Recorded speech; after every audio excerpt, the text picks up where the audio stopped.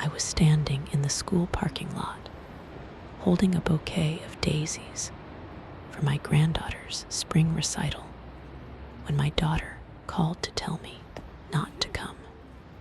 "Mom, it's a lot of important families there tonight," Melissa said, her voice doing that careful thing it did when she was about to hurt me and wanted credit for being gentle about it.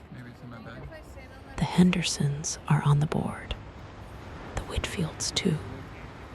I just think it'll be less complicated if you sit this one out."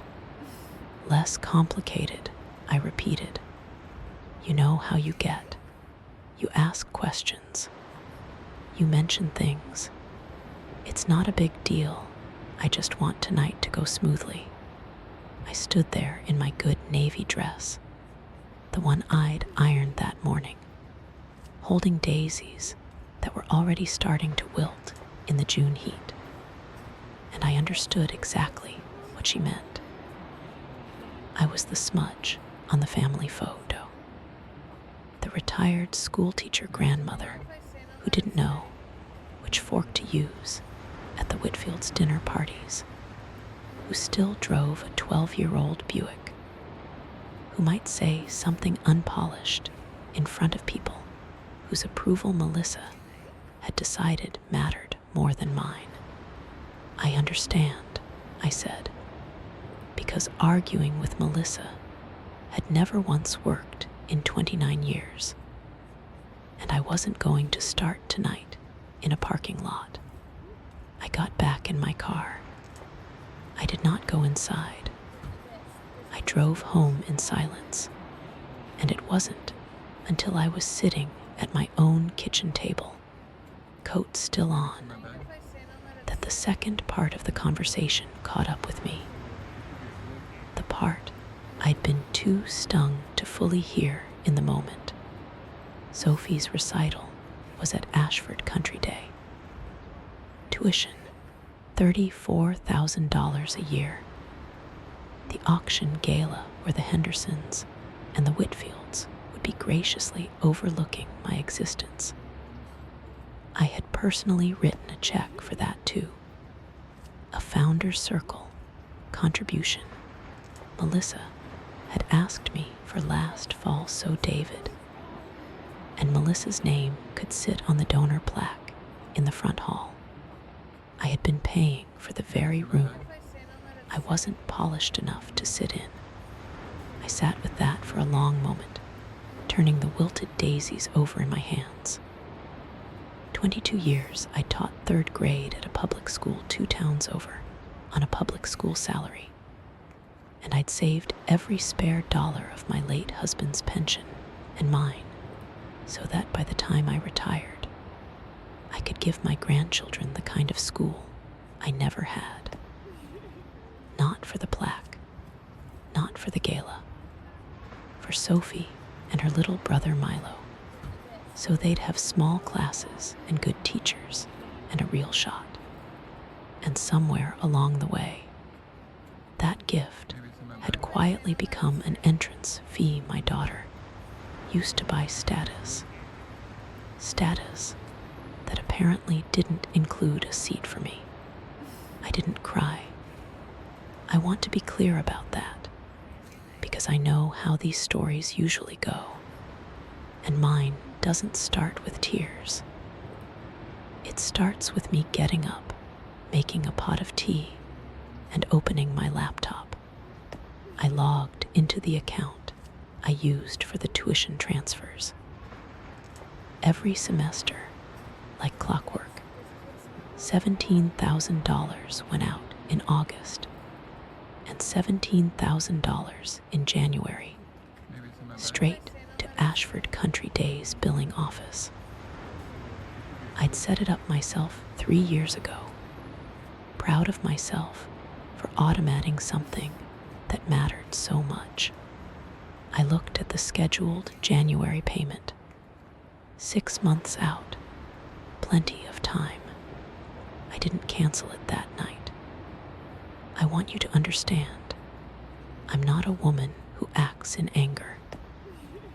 I sat with my tea, and I thought about Sophie's face when she got a solo in choir, and I thought about Milo's reading log, and I thought about the fact that none of that had anything to do with Melissa's dinner parties. So instead, I opened a new document, and I did what I do best. I made a list. 3 years of tuition statements, the $6,000 enrichment fee for the robotics program, the $2,200 uniform allowance every fall, the Founders Circle Gala contribution, $5,000 made out at Melissa's request so the family name would look right on a wall, the summer camp deposit, the SAT tutor I'd paid for sight unseen because Melissa said, "It's just easier if it comes straight from you, Mom, so David doesn't have to see the number." I printed it, 4 pages. At the bottom, I wrote the total in red pen and circled it twice. Underneath, I wrote, "Since I embarrass the important families, I'll let them cover this instead." I didn't mail it. I've never been one for the post office theatrics. I drove it over myself the next morning and left it in their mailbox, propped up against the flag so it wouldn't blow away. Then I went home, deadheaded my roses, and waited. The call came at 6:40 that evening, right in the middle of the news. "Mom, what is this?" Melissa's voice had lost its careful tone completely. 4 pages. Is this a joke? "It's an itemized statement," I said. I thought, given how complicated things are, you'd want to know exactly what you and David have been complicated about. This isn't funny. Sophie has finals in 2 weeks. You can't spring this on us. I'm not springing anything. The January payment isn't due for 6 months. That gives you plenty of time to talk to the Hendersons and the Whitfields about a payment plan. I'm sure people of that caliber know a good financial advisor. Mom, her voice cracked just slightly into something younger. Is this about the recital? It's about the fact that I've spent 3 years paying to make your children's lives easier. And you decided the easiest thing to do with that gift was to hide the woman who gave it. I won't be doing that anymore. Not the hiding and not the paying. There was a long silence, filled with the sound of her breathing unsteadily on the other end. "David's going to lose it," she finally said. And I noticed, the way I always seemed to notice, too late every time, that she wasn't apologizing. She was calculating what my decision would cost her. "I imagine he will," I said. "Good night, Melissa." I hung up before she could say anything else. Then, because old habits die hard, and because I wanted her to feel exactly what she'd made me feel in that parking lot, I opened my banking app one more time. I found the standing $400, just for fun money, transfer I sent every month so Sophie and Milo could have spending cash at school. I canceled that too. If I wasn't allowed to see them, I decided I wasn't going to keep quietly funding a life I was locked out of. David called the next morning. Unlike Melissa, David has always been a straight shooter, which is probably why Melissa usually did the talking for both of them.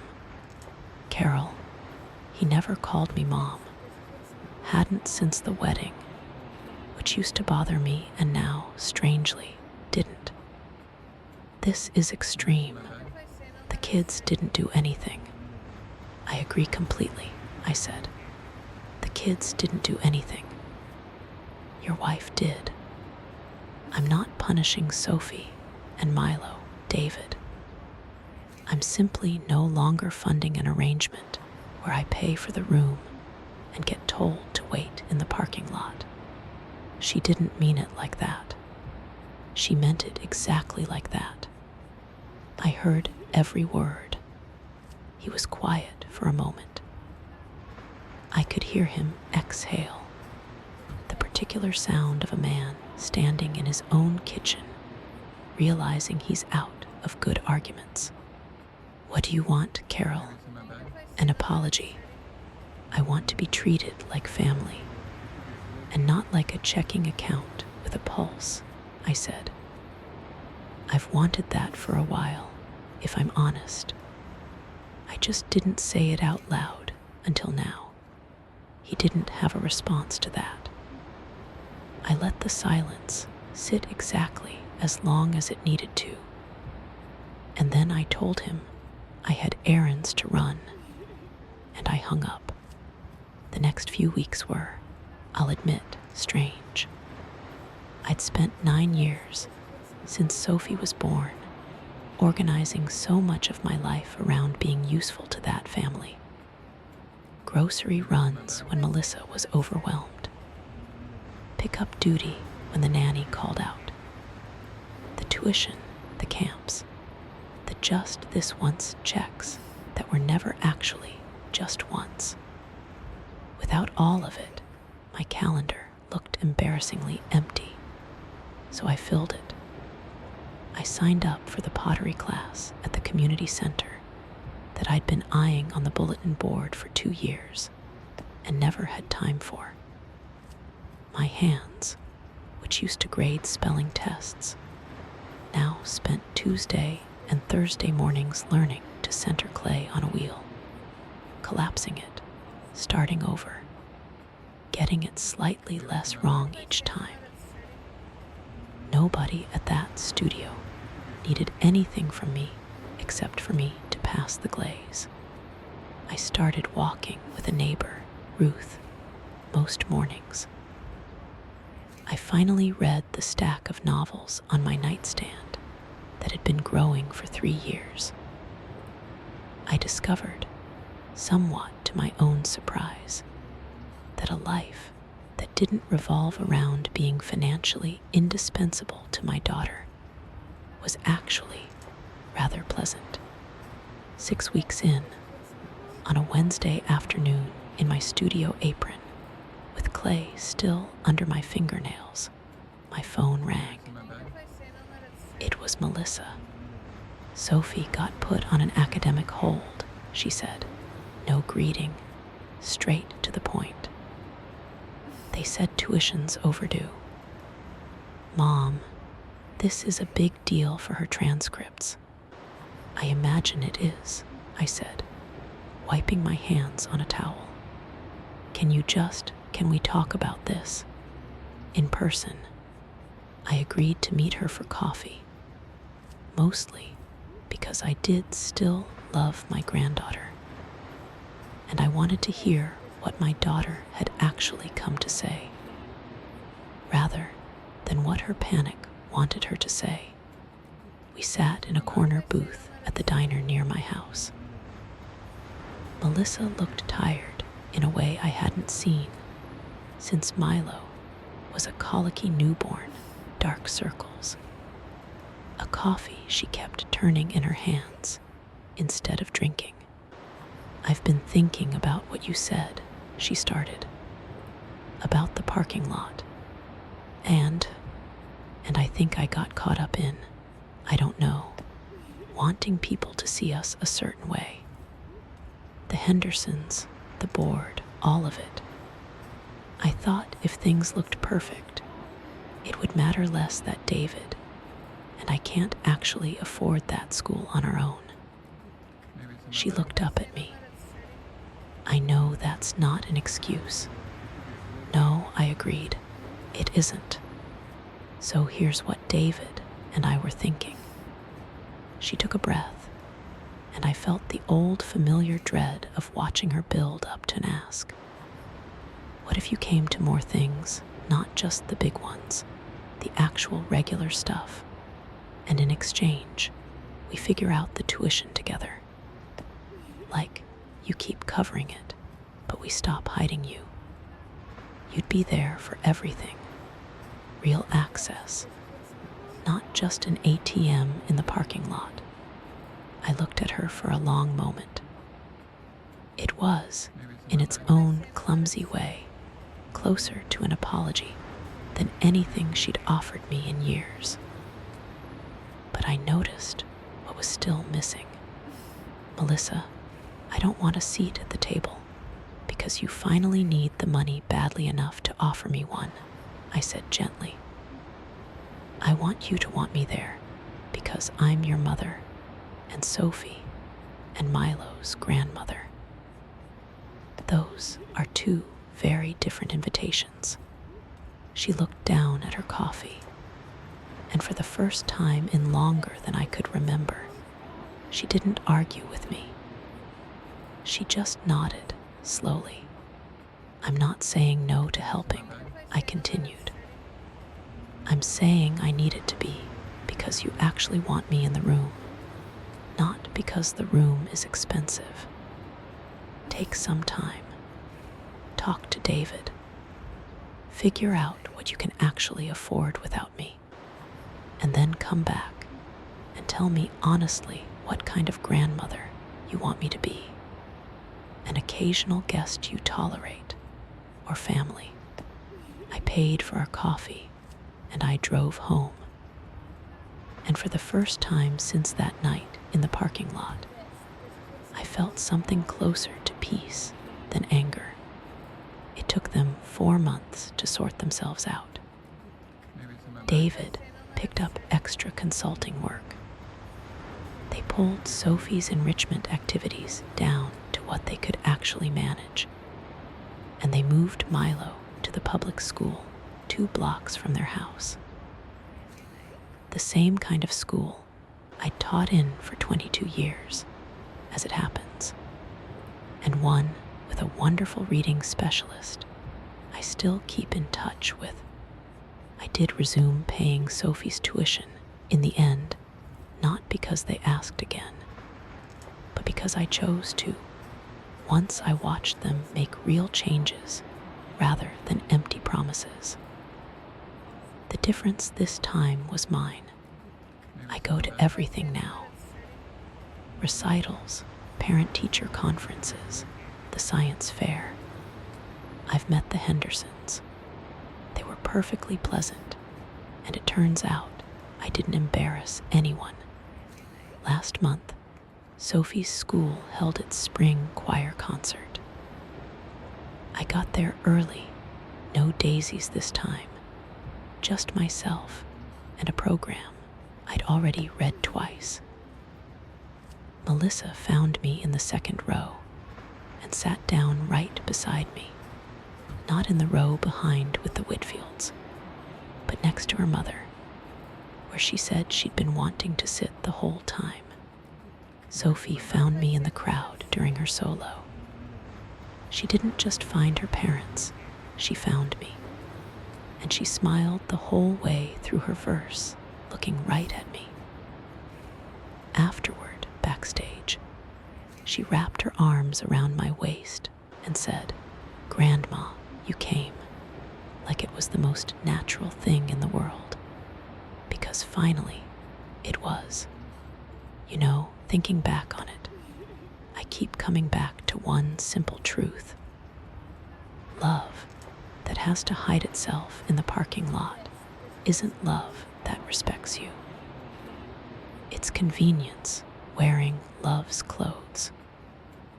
For years, I confused being needed with being valued, and it took one uninvited recital for me to finally see the difference. Setting a boundary with your own children is one of the hardest things you'll ever do, especially when grandchildren are involved, and every instinct in you says to just keep the peace and keep paying. But sometimes, the most loving thing you can do for your family and for yourself is to stop being useful in silence and start being present out loud. If this story reminded you of a moment when you had to choose between being convenient and being respected, I'd love to hear about it in the comments below. And if you enjoy real stories about women finding their voice later in life, please hit subscribe and ring that notification bell. It truly helps this channel grow. Thank you so much for watching, and I'll see you in the next one.